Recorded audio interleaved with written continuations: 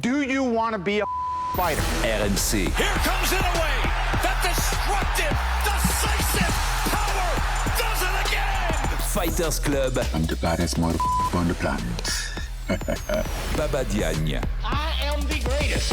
Salut à toutes et à tous, bienvenue dans le nouvel épisode du RMC Fighter Club qui prend la direction de l'Est et de la Pologne plus précisément pour vous parler du KSW 113. Énorme événement en pay-per-view organisé par l'une des plus grandes organisations européennes, si ce n'est la plus grande. Et pour en parler, on a un de leurs talents, un de leurs jeunes prodiges recrutés à 18 ans, tout juste, Souil Kaouchen. Salut Souil. Ça va, tu vas bien, Bobo ? Ça va et toi ? Ouais, super. Merci beaucoup d'être venu. Ouais, on va parler de ton deuxième combat professionnel, donc pour l'organisation toujours, et puis on va parler aussi de ton parcours et de tout ce qu'il y a autour de toi. Et évidemment avec moi, Anthony Sterpini, mon compère habituel. Comment ça va, Antoine ? Salut Baba, salut Souil, on a plein de choses à te demander. En tout cas, j'en ai plein. Je sais que Baba, il en a pas mal aussi, donc on va pouvoir te cuisiner aujourd'hui. Ouais, exactement. Et puis aussi, restez avec nous, puisqu'on aura au téléphone un petit peu plus tard Laïd Zerouni qui va disputer la ceinture middleweight de l'organisation. Donc un combat très important pour le MMA français. On vous explique ça tout de suite. Let's go. Le KSW donc, qui organise un événement assez exceptionnel à Łódź en Pologne. Ce sera le KSW, la 113e édition. On aura 3 Français sur la carte pour le coup. Ça veut dire aussi que l'histoire d'amour entre la Pologne, le KSW et la France continue. Compte sur nos combattants. Donc on a évidemment Souil qui est avec nous. Il y a Laïd Zerouni qui va challenger pour le titre et Romain Debienne qui sera également sur la carte. Souil, tu combats pour ta deuxième apparition en pro contre un adversaire qui s'appelle Christophe Guéburek. Ma première question, elle est toute simple. Est-ce que tu le connais un petit peu ? Non, pas trop. Pas du tout ? Non, il y a 2 semaines, j'ai commencé à m'informer sur son style de combat. Donc, je dirais qu'il est un peu bon partout, qu'il n'y a pas un domaine où il excelle. Donc, je pense que ça va être un bon match-up. Il faut savoir que mon ancien adversaire s'était blessé, soi-disant blessé. Donc, soi-disant ? Ouais, soi-disant blessé. Ouais. Et donc là, on m'a proposé quelqu'un d'autre et j'ai tout de suite accepté. C'est quelque chose qui a beaucoup accompagné ta jeune carrière, les soi-disant blessures. On va y revenir un petit peu tout à l'heure. Anto, qu'est-ce que tu sais nous dire sur ce jeune Guéburek ? En tout cas, il a beaucoup plus d'expérience que Souil au niveau professionnel. Beaucoup, toute proportion gardée. Son 4e, ça sera son 5e combat professionnel, 3 victoires, une seule et unique défaite. Il est aussi plus mature, que ce soit physiquement ou même dans la cage. Il a 22 ans. Lui, est-ce que toi, selon toi, c'est quelque chose qui va... c'est quelque chose qui va changer dans le combat, dans ta manière de te préparer, en sachant qu'il est plus grand, plus d'expérience ? Non, pas du tout. Parce que je considère que je m'entraîne avec aujourd'hui des gens qui ont un certain âge. Je suis un des plus jeunes de ma salle, donc ça ne me fait pas peur du tout. L'aspect physique me fait pas peur parce que j'ai bien travaillé avec mon préparateur physique. Et aujourd'hui, je pense que mon équipe et moi, on est prêts. Ouais, je pense que... après, évidemment, il a 22 ans, donc il est un petit peu plus en avance. Il est à 5-3 en amateur aussi. Donc ça, par contre, ça se vaut en termes d'expérience. On y revient, mais... C'est quoi ton état d'esprit en entrant dans ce deuxième combat professionnel ? Parce que là, ça rigole pas. Ton papa me disait tout à l'heure, il y a 20 000 personnes qui sont attendues. Ouais, ça va être quelque chose de nouveau. Parce que là, déjà, c'est en Pologne. Donc, c'est en terre hostile. Donc, ça va être une première pour moi. Et je pense que ça peut être que bien de voir comment aussi je vais me comporter face à un nouvel environnement. Je suis pressé et voilà, j'ai vraiment hâte. J'ai vraiment hâte. Ouais, tu parles un petit peu, tu as un discours un petit peu de celui qui est sur l'apprentissage. Ouais. Je pense que tu as pas mal conscience de ça. Il y a des choses en particulier que tu voudrais aller chercher dans ce combat-là en termes d'apprentissage, justement ? Franchement, comme je l'ai dit précédemment dans différentes interviews, pour moi, la défaite, c'est pas une option. Ça veut dire que je me suis entraîné, j'ai eu la chance de voyager, tourner avec les meilleurs au monde. Donc, je pense qu'aujourd'hui, je suis plus que prêt. Et je me suis entraîné avec des gens beaucoup, beaucoup plus forts que ça, sans prétention. Et donc, je pense qu'aujourd'hui, je suis totalement prêt. Ouais, je pense que, en tout cas, on le voit, parce que c'est une grosse équipe, Anthony, dans laquelle il est, la Hatch Academy. S'entraîner avec Saladin Parnasse, qui est double champion du KSW et l'un des meilleurs combattants français qu'on a en MMA. A priori, il a raison, celui de dire qu'il a affronté des mecs meilleurs à l'entraînement. Surtout que son adversaire, j'ai regardé la salle dans laquelle il est, il n'y a pas de combattants connus. Ça aurait pu être la salle de Blachowicz, ça peut être la salle de Wisklak, mais pas du tout. Après, ça ne veut pas dire qu'il n'a pas été chercher d'autres combattants pour s'entraîner. C'est une question que je voulais te poser. Toi, tu t'es entraîné exclusivement à la Hatch Academy ou tu t'es déplacé un peu partout en France ou dans la région parisienne pour avoir d'autres sparring partners? Non, niveau sparring, ça a été vraiment la Hatch Academy. Après, on a fait beaucoup de travail spécifique. J'ai eu la chance d'avoir des sparring de qualité. Il y a beaucoup de jeunes pour tourner. J'ai Salah aussi. Il y a Alexis qui vient de signer à la Hatch Academy. Donc, on a du beau monde. Mais ouais, vraiment, niveau sparring, j'avais tout.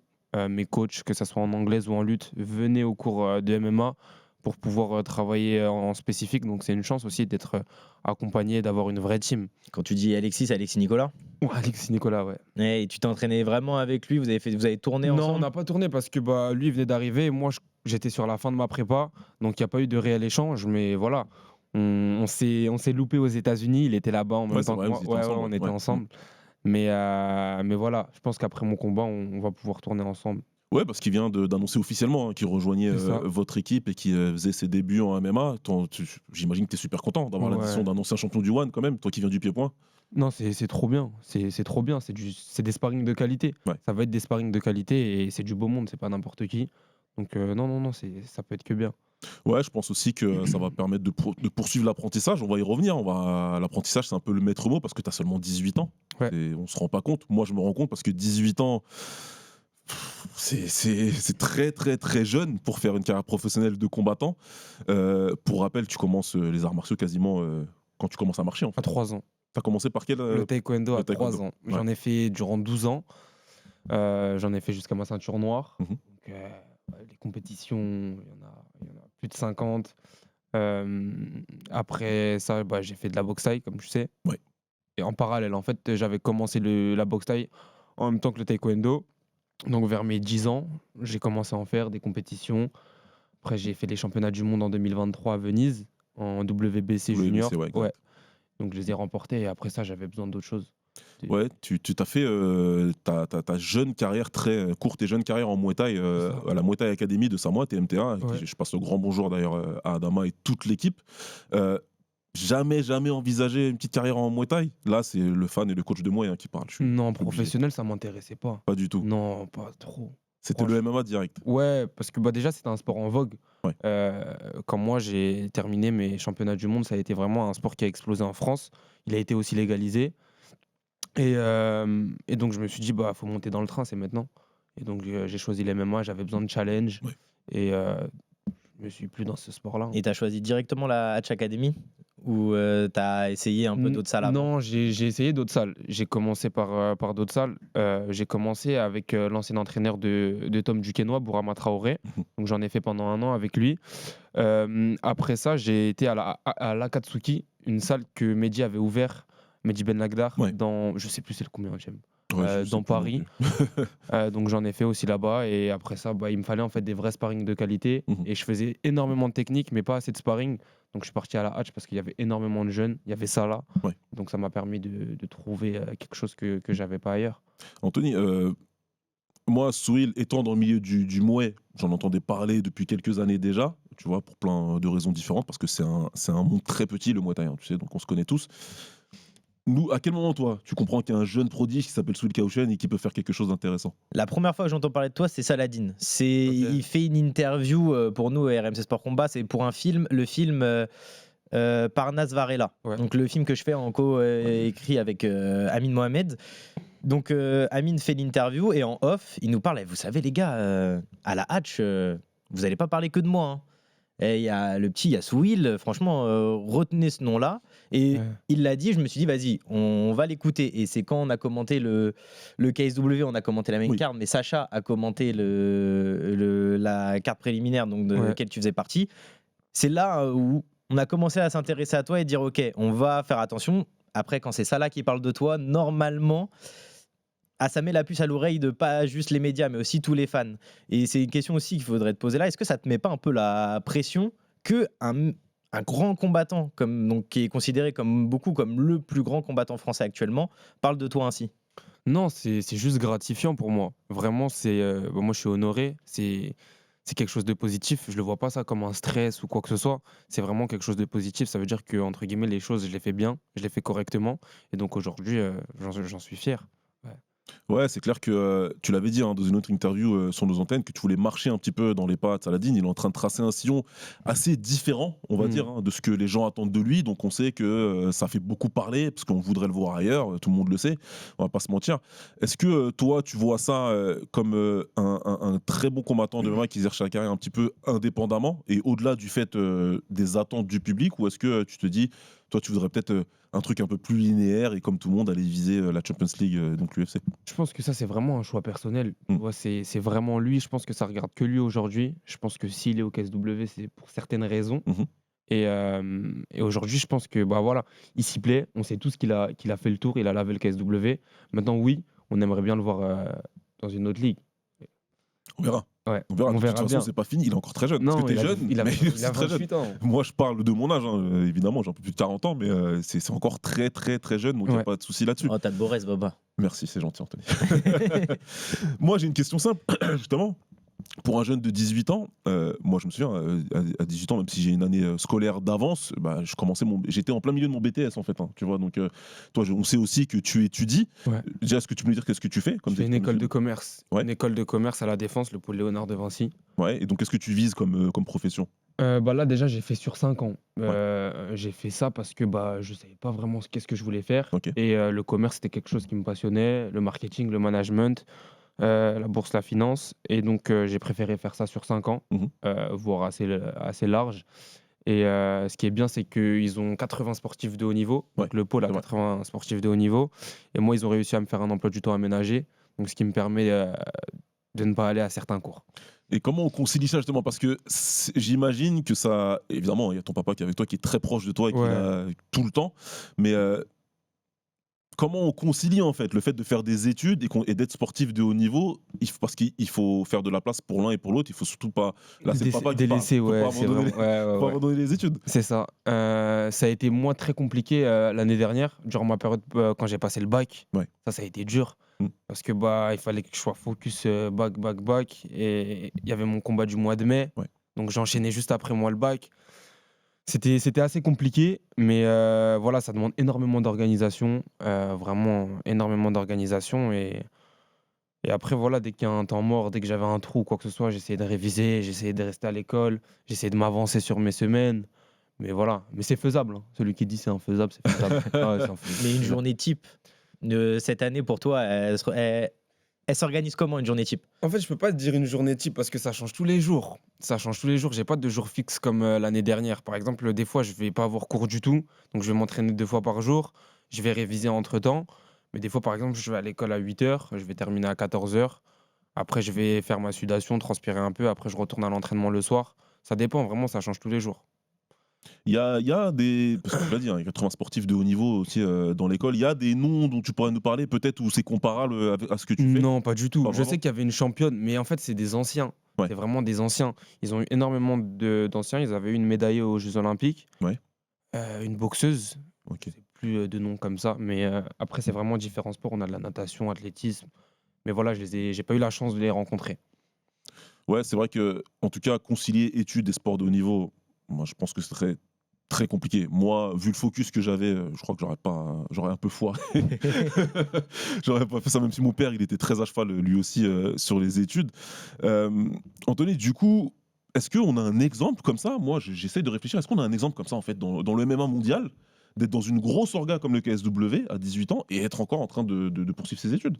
Bah là, comme ça, non, de tête, non, j'ai pas tellement d'exemples à donner. Surtout que ce format-là est un peu nouveau. Le statut pour des combattants de MMA sportifs de haut niveau, c'est très récent. Hein. Johnny Frachet en avait parlé dans un Fighter Club avec toi. Ils avaient galéré pour avoir un statut de sportif de haut niveau pour les combattants de MMA. Et t'es un peu, avec d'autres combattants aussi, précurseur de ce monde-là. Et justement, est-ce que tu as conscience ou pas que ton âge et ce que tu es en train de faire, ça fascine un peu? Le fait d'avoir seulement 18 ans, même pas avoir passé le bac, d'avoir déjà fait un combattant de MMA pro. En Asie, Baba nous en parle très souvent. Au One, il n'y a pas de souci, mais au MMA en Europe, c'est très nouveau pour nous. Est-ce que tu as conscience de ça? Ouais, moi j'ai conscience. J'ai vraiment conscience. Après, je pense que aussi psychologiquement, je me suis préparé parce qu'on avait déjà établi entre guillemets un plan. Donc on savait ce qu'on faisait. On savait aussi qu'à tout moment, ça pouvait on pouvait aller au KSW. Donc je pense qu'indirectement, on s'est préparé. Mais c'est clair que ouais, ça fait jeune quand j'en parle à mon entourage, ma famille, mes proches. Ça fait assez jeune, 18 ans. Moi, je vois mes amis, bah, genre, on n'a pas la même route, on n'a pas le même quotidien, sans bien sûr dénigrer. Hein. Mais voilà, c'est des choses que des jeunes de 18 ans ne font pas. Donc aujourd'hui, ouais, moi, je kiffe. Moi, je kiffe. Est-ce que tu as conscience aussi que pour certains, parce que moi j'imagine ma mère, si on avait échangé nos places, hein, elle serait complètement inquiète. Est-ce que ça... Moi je cachais. À ton âge, je disais que je faisais du foot. Est-ce que tu as conscience aussi que ça inquiète un peu une certaine partie de personnes? Ouais, aujourd'hui, ma famille, non. Dans mes débuts plutôt, ça les a un peu inquiétés. Mon père, pas du tout. Mon père, c'est un stressé et ça, on le sait. Après, ce qui est de ma mère, ouais, quand je lui ai dit MMA la première fois, ça a été compliqué. Hein. Mais comme elle fait de la boxe taille, tout le monde chez moi fait de la boxe, ma petite sœur, mon petit frère, tout le monde, c'est mieux passé. Tu vois, ça passe mieux, tout ça. Mais c'est vrai que voilà, c'est impressionnant. Hein. Quand on connaît pas les frappes au sol, c'est un sport de fou un peu. C'est la vérité. Hein. Donc, ouais, c'est vrai qu'au premier abord, ça peut être assez violent. Justement, par rapport au parcours familial, ton papa, c'est un entrepreneur, notamment dans la restauration. Si c'était pas le sport de haut niveau, est-ce qu'il y avait quelque chose d'autre d'envisagé ou est-ce qu'en fait, ça n'a jamais été le cas? J'ai pas l'impression. Franchement, je te mens pas, je pense pas. Hein. Comme ça, un métier ou quoi, je peux même pas te dire. Je peux pas te dire. Mais je sais que j'aime bien la mode, ce qui touche un peu à l'immobilier, etc. Mais ouais. Non, mais là, je suis en train de comprendre que c'était pas du tout envisageable. Non, il fallait que... j'ai commencé très tôt et je me voyais pas arrêter comme ça. Non. Et puis, tu parlais de plans établis. Ouais. C'est intéressant, Anthony, parce qu'on a Saladin Parnasse qui est considéré comme le Mbappé du MMA. Mais il a jamais aimé ça. Hein. Ouais, il a pas aimé il y a une autre comparaison qui est faite avec Swill. Ah oui, je l'ai vu. C'était le KSW France qui avait publié, qui avait mis le Lamine Yamal du KSW. Ouais. C'était au moment où il n'y avait pas d'histoire de Lamine Yamal. Ouais, il n'avait pas encore invité des nains à son anniversaire.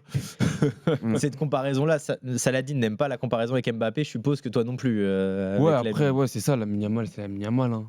Pour moi, il est talentueux. Je peux voir qu'on compare un peu le talent ou quoi que ce soit, il n'y a pas de problème. Mais après, on est deux personnes différentes. Hein. C'est délire, j'ai mes délires et ça s'arrête là, tu vois.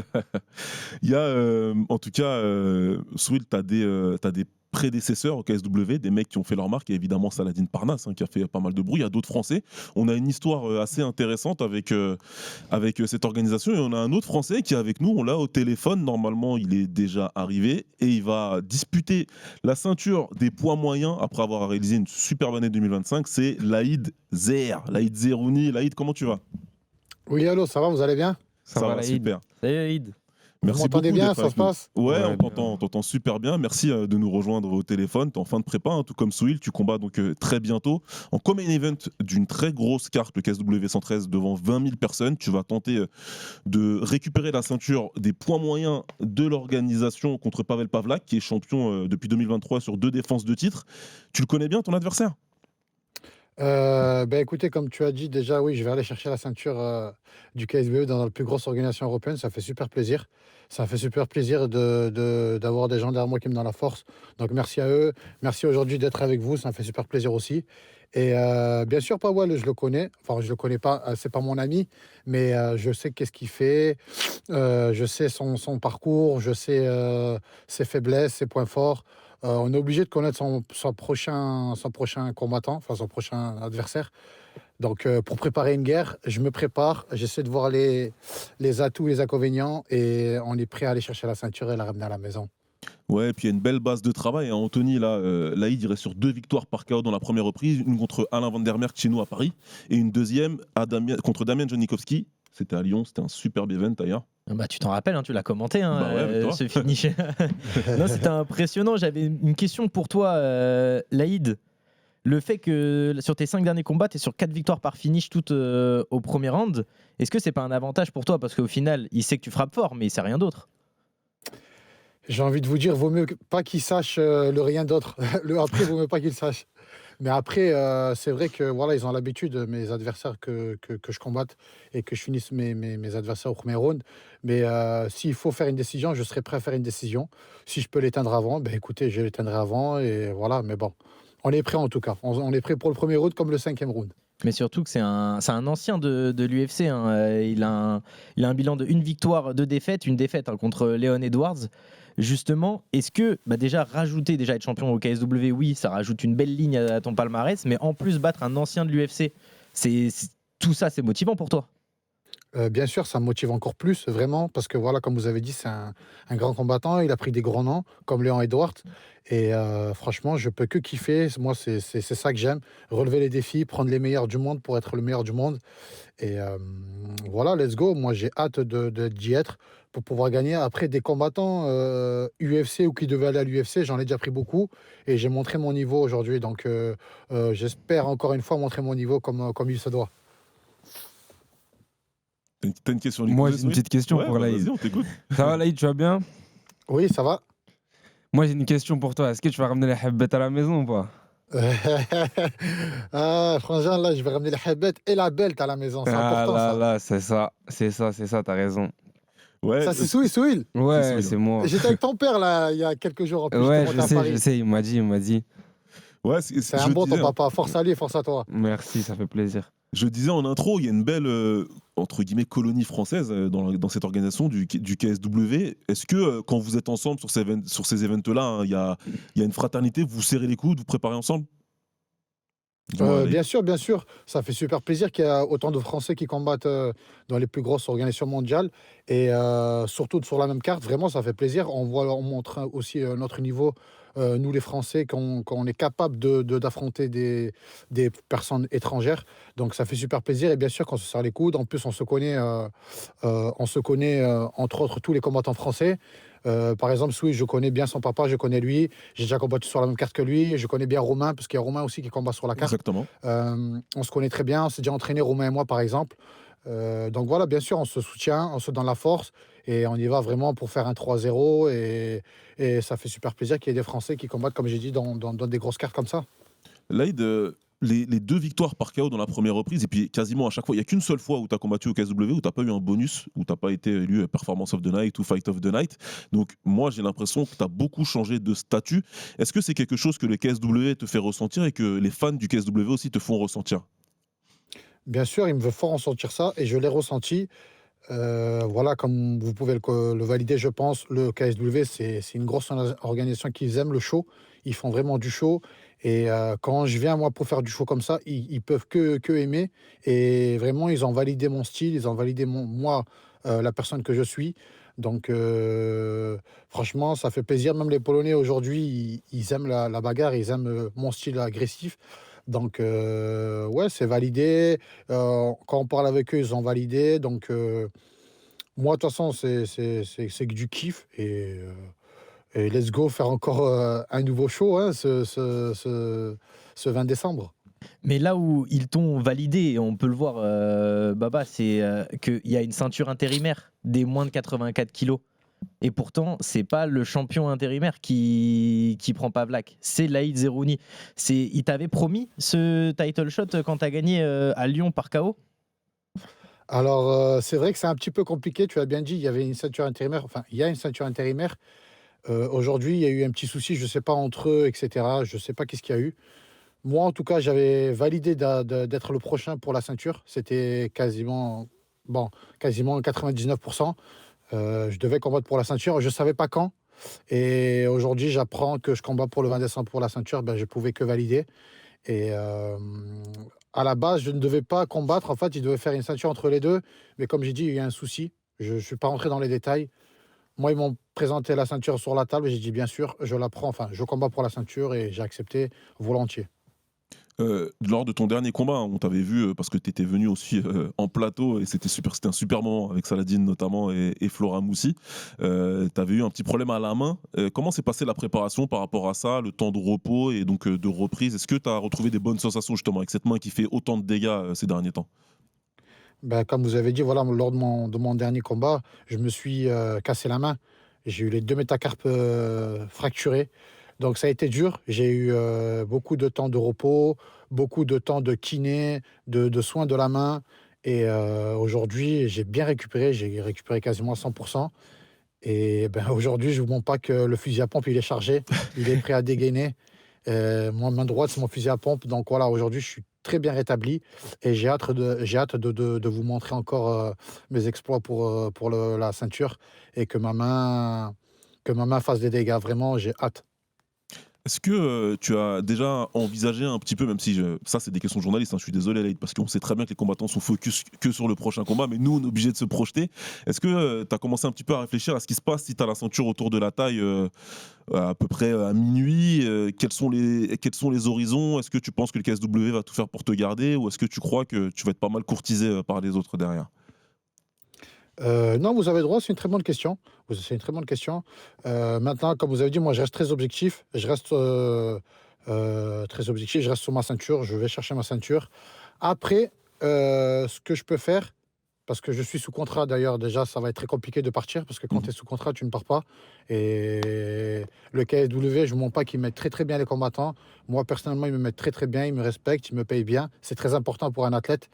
Euh, donc voilà, moi je pense que si je vais chercher la ceinture, cette ceinture des 84, je pense aller chercher une autre ceinture, mais je peux pas en dire plus.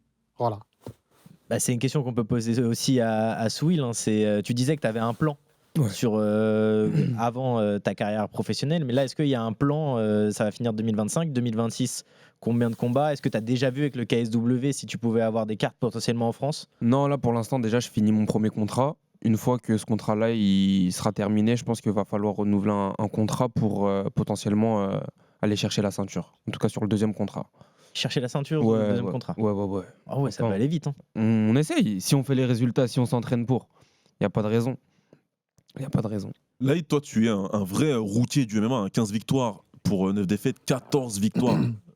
Avant la limite, c'est quand même un palmarès super impressionnant. Tu as vu tout le monde, tu as vu beaucoup d'organisations, donc tu as vu le MMA évoluer jusqu'à avoir maintenant, moi, ce que j'appelle des bébés MMA, comme Souil Kaouchen qui arrive à seulement 18 ans.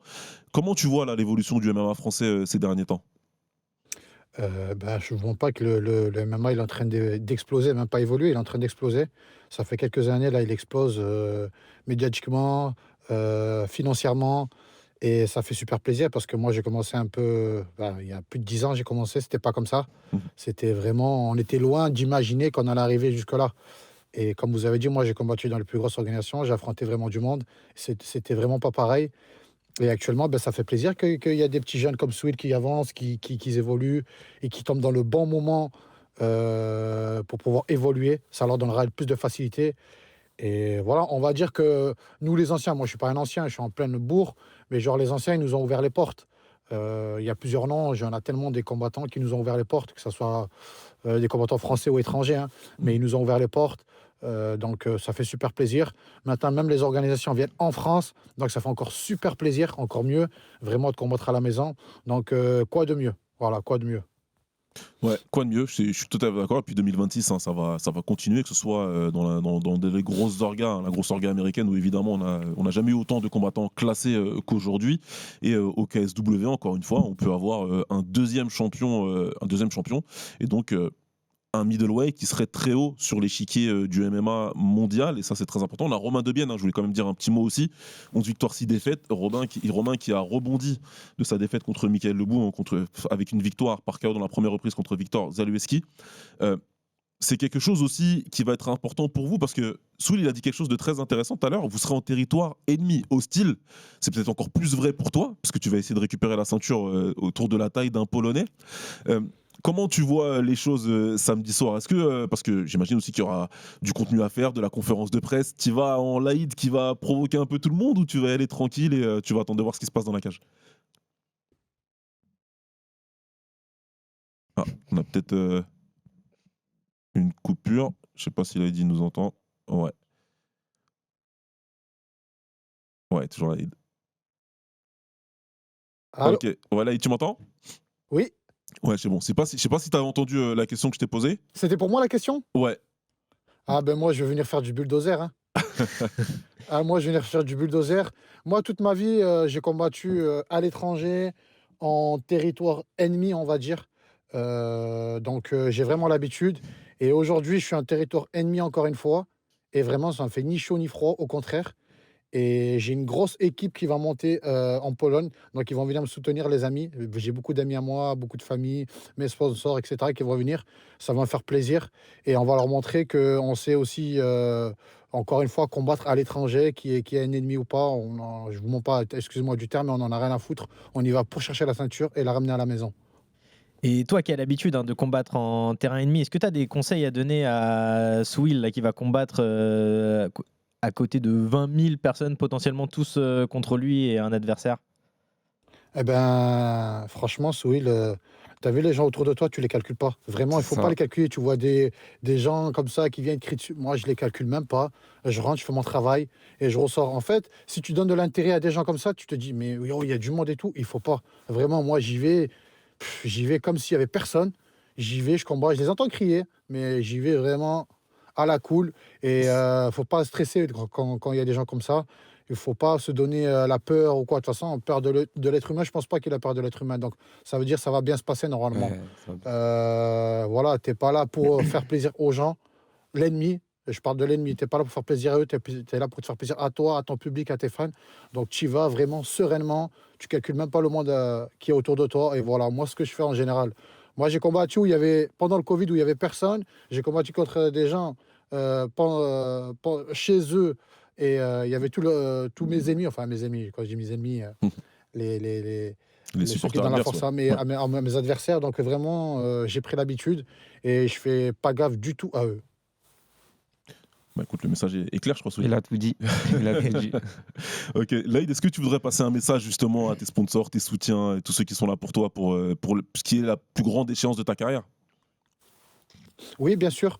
Ben, écoutez, ben, merci à tous qui me donnent la force. Vraiment, ça me fait chaud au cœur. Je reçois des messages tous les jours. Vraiment, ça me fait super plaisir. Merci à mes sponsors. Un grand merci à eux. C'est grâce à eux aussi si si je suis arrivé jusqu'ici. Parce que voilà, la vie, elle est dure. Et eux, ils m'ont facilité la tâche pour arriver jusqu'ici. Vraiment, merci à mes sponsors. Merci à mon équipe, la bonne école, mes préparateurs physiques, nutritionnistes, mon ostéo, vraiment. Comme je peux vous garantir, je ne suis pas seul. Il y a vraiment une grosse équipe derrière moi qui s'occupe de moi. Un grand merci à eux. Un grand merci à RMC aujourd'hui d'être avec vous. Ça me fait super plaisir. En espérant que je ramène la ceinture à RMC sur le plateau. Donnez la force aux combattants français. Donnez-nous la force. On a vraiment besoin de vous. Et voilà, on espère vous régaler au mieux. Le siège t'attend, la ceinture, on l'attend avec plaisir. On a déjà eu quelques ceintures ici, donc nous, ce sera avec grand plaisir de t'accueillir. Et on en aura une la semaine prochaine avec Nicolas Leblond, déjà un petit teasing. Exactement, on a Nicolas Leblond qui est devenu champion du cage qui sera là mercredi prochain. Donc si on peut avoir aussi Laïd Zerouni avec la ceinture du KSW, nous on a agrandi notre collection de photos et ce sera avec grand plaisir. Laïd, merci beaucoup d'avoir pris du temps pour être là avec nous. C'est un honneur de toujours t'avoir et puis on te donne beaucoup de force pour le combat. Souil, tu vas le voir dans Ouais, quelques jours. très de toute bientôt façon. là, on va se voir. Ouais. Eh ben, écoute, merci beaucoup Laïd. En tout cas, on va te libérer. Merci Ouais, encore. merci Laïd. Merci à vous l'équipe. Force à vous et force à nous. Et à bientôt. À bientôt. À bientôt, Laïd. Sweet, ça motive de voir un combattant français qui va combattre pour une ceinture très prochainement comme ça. Ouais, c'est grave bien. C'est trop bien. On va encourager et c'est du soutien et ça fait trop plaisir. Dans ton plan, qui restera secret, parce qu'un plan de toute façon, Ouais. ça reste secret, il y a une date pour Souil Kaouchen, champion d'une organisation? Non, il n'y a pas de date. Là, c'est trop loin. C'est trop loin? Non, c'est trop loin. Ouais. Non. On en a discuté avec mes coachs, mais c'est trop loin pour l'instant. C'est trop loin. On peut pas se projeter comme ça. On dit à peu près. Il y a le nouveau champion des 66 qui a pris la ceinture. Ouais. Voilà, on en a parlé un peu, mais je pense que voilà, pour l'instant, on peut pas vraiment se projeter. Et voilà, on verra de quoi est fait demain, comment les résultats. Et voilà. Anthony?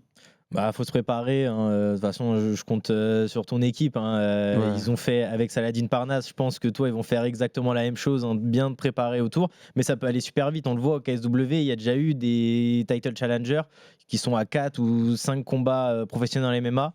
Donc, quoi qu'il arrive, faudra être prêt. Mais j'ai totalement confiance en la Hatch Academy.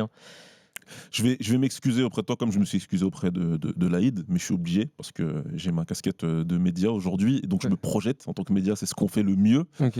On a eu Joshua Van qui est devenu champion cet été, ce week-end, je sais pas si tu as regardé, Ouais, à j'ai seulement 24 ans, donc c'est le deuxième plus jeune champion de l'histoire de l'UFC derrière John Jones, même si José Aldo était champion du WEC, je dirais tout le temps.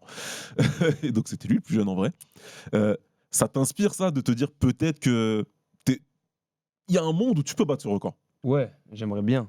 Après, je pense pas que là, ça va être à l'UFC, mais au KSW, je kifferais, tu vois. Devenir le plus jeune champion de l'histoire, c'est quelque chose, hein. C'est fort. Et ouais, pourquoi pas, hein. Vraiment, pourquoi pas. Et tu volerais le record à Saladin Parnasse. C'est ça. Moi, je veux pas commencer à mettre de la compétition entre nous deux, je veux pas de tout ça. C'est de la compétition saine, c'est normal. Ouais, Hein non, c'est tranquille, c'est bon enfant. Et non, mais ouais, vraiment, pourquoi pas. Ouais. En tout cas, nous, c'est ce qu'on souhaiterait, qu'on verra, qu'on va suivre de près. Nous, de toute façon, évidemment, on accompagne, on diffuse le KSW, Bien donc sûr. on accompagne ta carrière. On va essayer de proposer encore plus de contenu en 2026 autour de toi et autour de tout ce qui se passe autour du KSW. Anto, tu as quelque chose à rajouter ? Rien à rajouter, il a très bien répondu à toutes nos questions. Non, et puis on voit que même au niveau du média, tu es entraîné. Est-ce Ouais. que tu as été entraîné par l'équipe ou c'est plus toi, tu t'es entraîné Non, tout seul j'ai pris des cours. J'ai pris des cours, c'est important.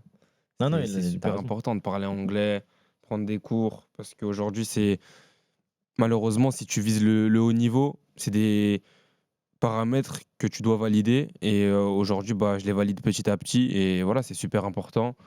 Avec mon équipe, tu vois, on est carré, hein. On essaye de faire tout carré, que ce soit les déplacements, les camps d'entraînement, les stages, les cours d'anglais. Vraiment, on essaye de mettre un environnement vraiment propice à mon évolution et à vraiment une carrière fulgurante, tu vois. Donc on met toutes les chances de notre côté aujourd'hui. En tout cas, on te le souhaite, comme dirait ce journaliste légendaire. Je voudrais remercier ton papa, Samad, d'être venu avec nous et de t'avoir amené ici avec nous. Ouais. Merci à Isaline d'avoir mis en place la connexion. Merci à vous de nous avoir suivis, de nous avoir écoutés pour ce nouvel épisode du RMC Fighter Club avec Souil Kaochen. Pour rappel, donc le KSW 113, c'est le 20 décembre, ce sera en pay-per-view. On espère vous proposer des images dans le RMC Fighter Club Sunday, donc restez connectés avec Anthony Sterpini. Laïd Zerouni qui va chercher la ceinture des poids moyens de l'organisation et Romain Debienne qui combat aussi.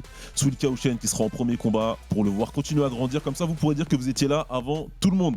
Merci à tous. Merci aussi de liker, partager, parlez-en dans votre entourage, parlez-en à votre chiropracteur, Anthony. C'est un métier qui est un petit peu oublié, ça, tu vois, on peut en parler, comme ça il fait craquer un petit peu les os. Et puis rendez-vous pour le prochain épisode du RMC Fighter Club. Ciao. Merci à vous. Merci. Ciao. RMC Fighters Club.